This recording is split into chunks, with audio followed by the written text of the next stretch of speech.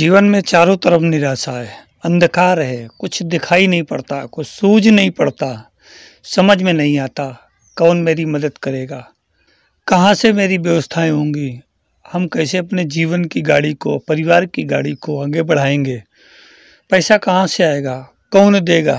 समय के साथ उम्र भी धोखा दे रही है, स्वास्थ्य भी धोखा दे रहा है तथा चारों तरफ से नकारात्मक बौछारें आपके ऊपर हो रही हैं।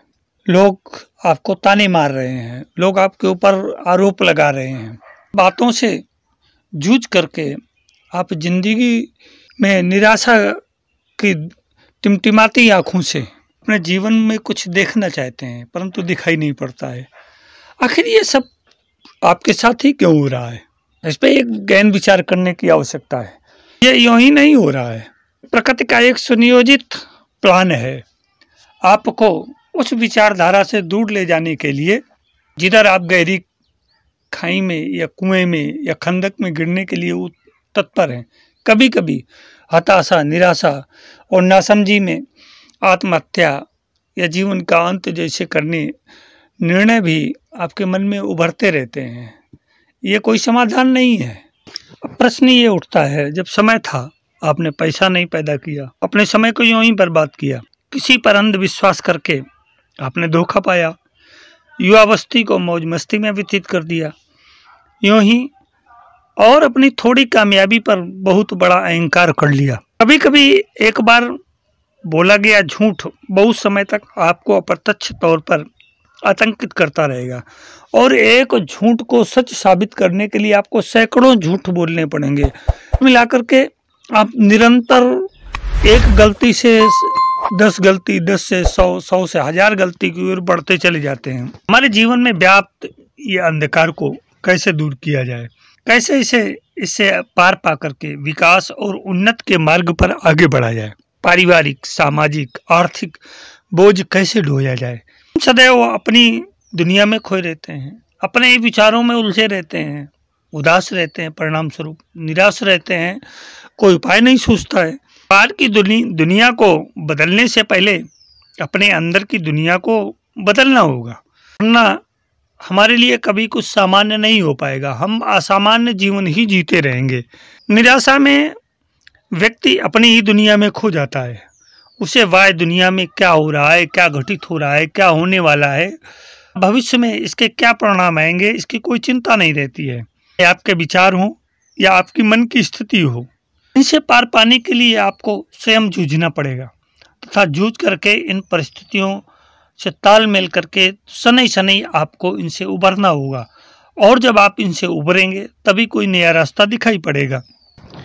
जब कोई व्यक्ति मेहनत करता है, शारीरिक परिश्रम करता है, योग करता है, खेल खेलता है, संगीत में रुचि लेता है, योगाभ्यास करता है, नृत्य करता है, तो इन सारे माध्यमों से आपके शरीर में हलचल होती है, गतिविधि बढ़ती है और मांसपेशियों में शिथिलता आती है। परिणाम स्वरूप आपके शरीर में श्वासें तेज चलने लगती हैं और इस पसीना भी बहने लगता है। श्वासें तेज चलने से उस समय आपका ब्लड का सर्कुलेशन भी बहुत फास्ट हो जाता है और आप ज़्यादा ऑक्सीजन लेने का प्रयास करते हैं। वो ऑक्सीजन आपके ब्लड में जाकर के आपकी कोशिकाओं के अंतिम सिरे तक जाता है तथा उनको नवजीवन प्रदान करता है, उनकी एक्टिविटी में वृद्धि करता है और कोशिकाएं अपना कार्य और तीव्र गति से करती हैं।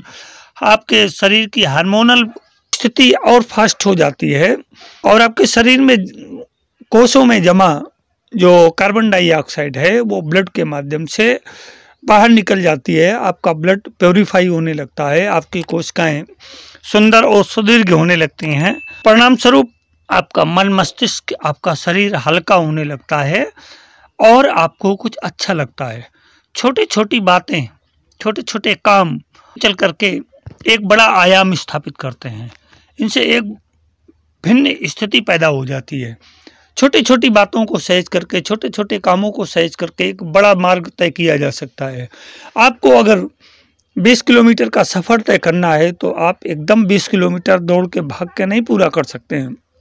आप उसको एक एक कदम आगे चलिए। जैसे आपका कदम आगे बढ़ता चला जाएगा वैसे ही आपकी मंजिल नज़दीक आती चली जाएगी और कुछ समय के बाद, परिश्रम के बाद एक समय ऐसा आएगा कि आपको आपकी मंजिल मिल जाएगी। मंजिल मिल जाएगी तो आपकी खुशी दोगुनी जाएगी और आप मन में हर्षित होकर के और नए काम करने की योजना पर काम करने लगेंगे। भावनाओं में बह करके अपने सीक्रेट्स को सबके सामने मत खोलिए, क्योंकि कभी कभी हम अति उत्साह में अपनी भावनाओं में बह करके अपने मन के अंदर जो रहस्यमयी चीज़ें हैं, जो हमारी प्लान हैं, जो योजनाएं हैं, उनको हम सबके सामने खोल देते हैं। परिणाम स्वरूप क्या होता है कि आपका बड़बोलापन आपका बना बनाया काम बिगाड़ सकता है। आप जो करने वाले हैं उसमें अवरोध आ सकता है और वो काम आपके पूरे नहीं हो सकते हैं।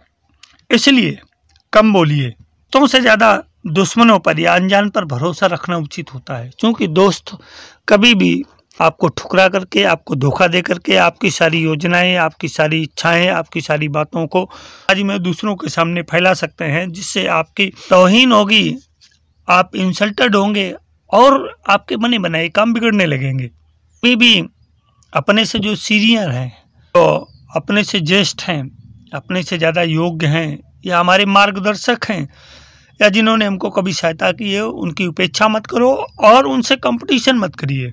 से प्रतिस्पर्धा आपको और गर्त में ले जाएगी। उनका सदैव सम्मान करिए और उनको सदैव आगे रखिए। ये चीज़ है कि खुद पर भरोसा रखो।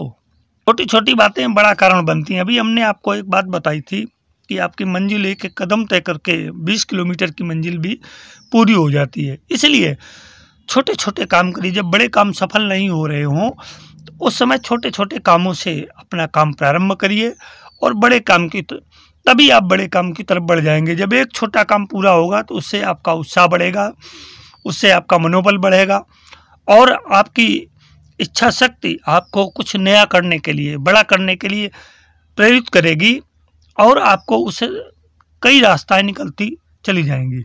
अपने वातावरण में, अपने आसपास या अपनी संगति सदैव ऐसे लोगों से करिए जो अपने जीवन में अपने कार्य से संतुष्ट हों, पॉजिटिव हों, जिन्होंने अपने कार्य को अच्छे ढंग से संपादित किया हो, सदैव सकारात्मक विचारधारा रखते हों। ऐसे लोग सदैव आपका मार्गदर्शन करेंगे। निगेटिव लोग आपको डेमोलाइज करेंगे, आपको हतोत्साहित करेंगे और बात बात पर आपको ताने भी देंगे और आपका मार्ग भी अवरुद्ध करेंगे। अतः अपने वातावरण को सकारात्मक बनाए रखना बहुत आवश्यक है। जब आपका वातावरण सकारात्मक रहेगा तो निश्चित रूप से आप अच्छे मन से, ऊर्जा से भरपूर प्रयास करेंगे और ऐसे लोगों से सलाह लेकर के भी आपका काम आगे बढ़ जाएगा। और पॉजिटिव लोग सदैव जो सेटिस्फाइड अपने जीवन से होते हैं, वो सदैव दूसरों को प्रेरित करते रहते हैं, सदैव दूसरों की सहायता करते रहते हैं। ये काम असफल और निगेटिव लोगों से कतई संभव नहीं होता है। चलिए अगला जो सबसे प्रमुख बिंदु है, जहाँ पर आपकी भावनाएं, आपका व्यक्तित्व या आपको घात लगे, आपकी फीलिंग हर्ट्स हों तथा बदला लेने वाले लोगों की स्थिति हो, ऐसे लोगों से सावधान रहिए, क्योंकि ऐसे लोग समय समय पर आपकी फीलिंग्स को हर्ट करेंगे, बदला लेने की प्रवृत्ति या भावनाओं से आपको उत्तप्त करेंगे। ऐसे लोग स्वयं तो कुछ नहीं कर पाते हैं, स्वयं तो बिगड़ ही जाते हैं, दूसरों को भी बिगाड़ के रख देते हैं। अगला बिंदु है, मूर्ख और बहमी लोगों से बहस मत करिए। जो मूर्ख होता है उसके अपना एक दायरा होता है, एक सीमित दायरे में सिमटा रहता है। वो अपने बहम, अपने अहंकार में ही सदैव डूबा रहता है। वो सदैव अपनी दुनिया को ही संपूर्ण दुनिया मान लेता है। एक छोटे दायरे का व्यक्ति बहुत बड़े दायरे को अपना दायरा समझ लेता है।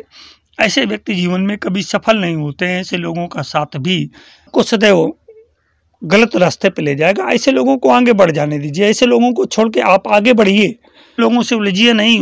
जो भी कहते हैं, करते हैं, सोचते हैं, उनको वैसा करने दीजिए, ये उनका विषय है। अगला सबसे महत्वपूर्ण एक बिंदु है जिस पे आपको विशेष गौर करना पड़ेगा कि सदैव दूसरों के साथ वैसा व्यवहार करिए जैसा आप दूसरों से चाहते हैं।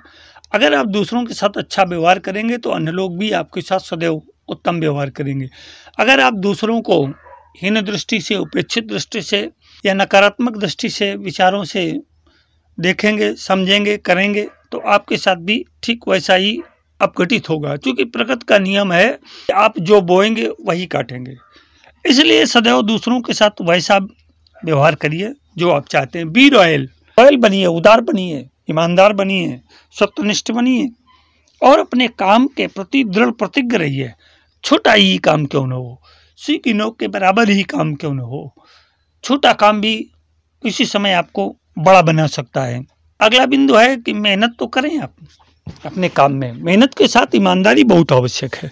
ईमानदारी नहीं करेंगे तो आपके द्वारा की हुई मेहनत बेकार हो जाएगी। तो ईमानदारी को अपनी मेहनत में शामिल करिए और अच्छी पुस्तकों को अपना मित्र बनाइए, क्योंकि अच्छी पुस्तकें मार्गदर्शक होती हैं, वो सदैव आपको अच्छा रास्ता दिखाएंगी। तो ऐसी अच्छी पुस्तकों का अध्ययन करिए।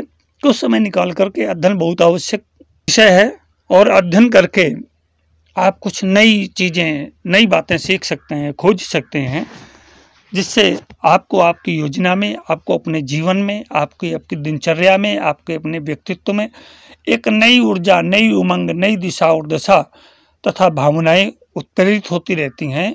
आपको अच्छा मार्ग मिलने का संभावना सदैव बनी रहती है। क्रोध, काम, क्रोध, लोभ, मोह, मद, मत्सर, अहंकार, ये जितने भी विकार हैं, ये व्यक्ति को कभी कभी तो इतना दिग्भ्रमित कर देते हैं कि उसका पथ भ्रष्ट करके उसको उस गहरे खंदक में ढकेल देते हैं जहाँ से निकल पाना कभी संभव नहीं होता है। तो अपनी क्रोध जो प्रमुख रूप से समाज में आपके चरित्र और चिंतन का विषय बन जाता है, उसको कभी अपने ऊपर हावी मत होने दें। क्रोध पर नियंत्रण रख करके अपने कार्य को गति दें, बल्कि उस क्रोध की ऊर्जा को, ऊर्जा क्रोध में आपसे बाहर निकल रही है, समाप्त हो रही है, उस ऊर्जा को सकारात्मक कामों की तरफ मोड़ दें। तो उस ऊर्जा का उपयोग कहीं अधिक आप कर सकते हैं, क्योंकि इस तरह से आप अपनी ऊर्जा का अपव्यय रोकेंगे और उसको एक नए काम में नियोजित कर देंगे। तो जब नए काम में नियोजित कर देंगे तो आपका मार्ग भी अच्छा रहेगा, आपका संतुलन भी ठीक रहेगा, आपकी मनोभावनाएं भी ठीक रहेंगी और आपका स्वास्थ्य भी ठीक रहेगा।